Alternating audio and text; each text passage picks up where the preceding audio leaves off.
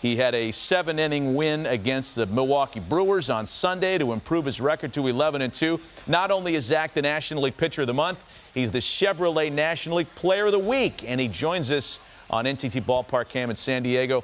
Zac, Matt Vasgersian here with Anthony Recker and Mike Lowell. Congrats on a couple of honors. You are a two-time award winner on this day. Thanks for taking some time with us.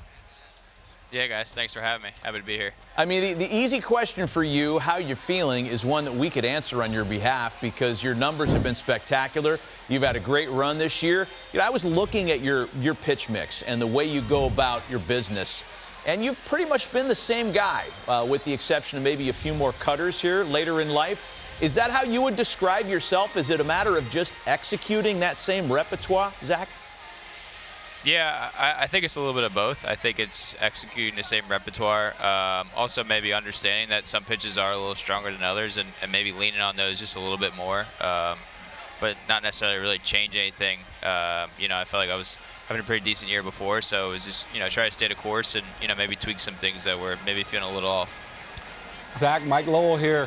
I'm always fascinated by the pitcher-catcher relationship, and Carson Kelly has been behind the dish for you, especially in these last 6 starts, most of your starts during the season.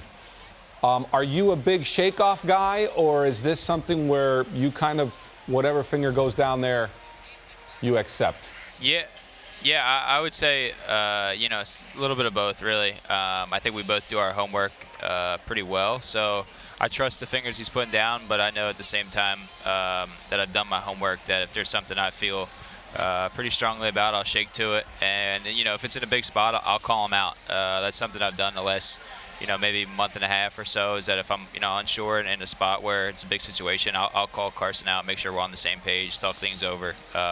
So, yeah, but I think we're kind of on the same page for the most part. We've been, you know, teammates now for 3.5 years. Zac, Anthony Recker here. Matty talked to you about, you know, kind of your repertoire.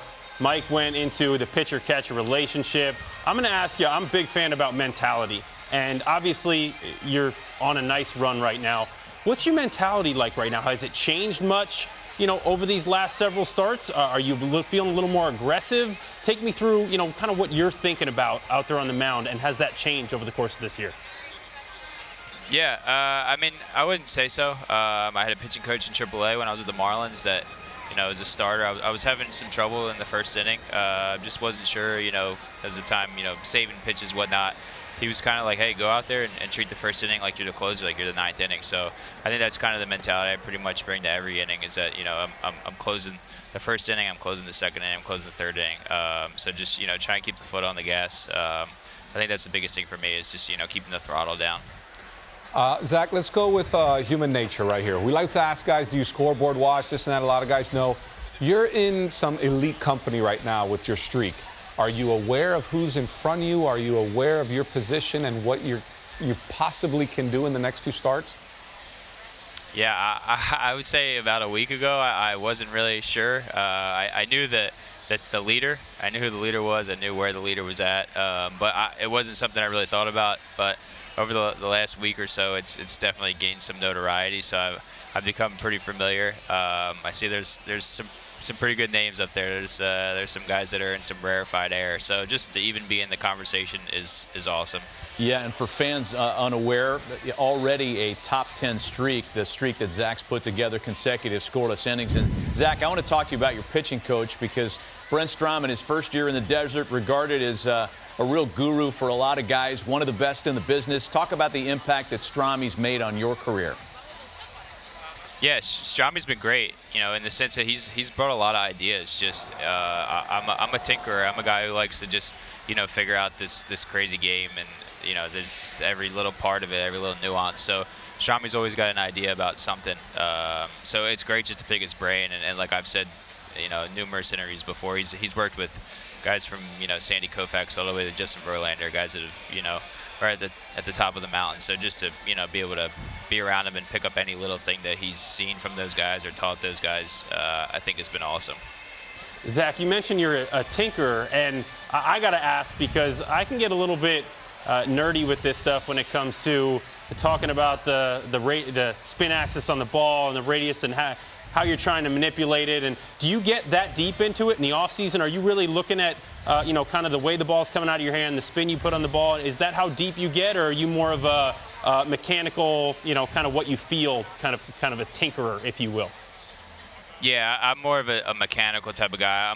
It's more for feel. The off season is, something I don't really necessarily worry about the spin axis.